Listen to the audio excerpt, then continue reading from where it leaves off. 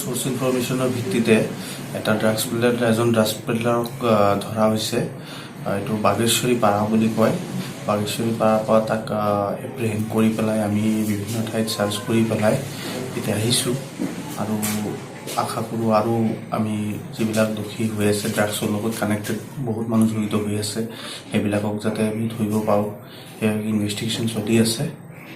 ক'ৰ মানুহ এওঁ চাপ্ৰাঘাটৰ পৰা আহিছিল বুলি কৈছে, ইয়াতে ছাপ্লাই দিবলৈ আহিছিলে। তো তাৰপিছত তাক খবৰ পাই পেলাই এপ্ৰিহেণ্ড কৰা হ'ল।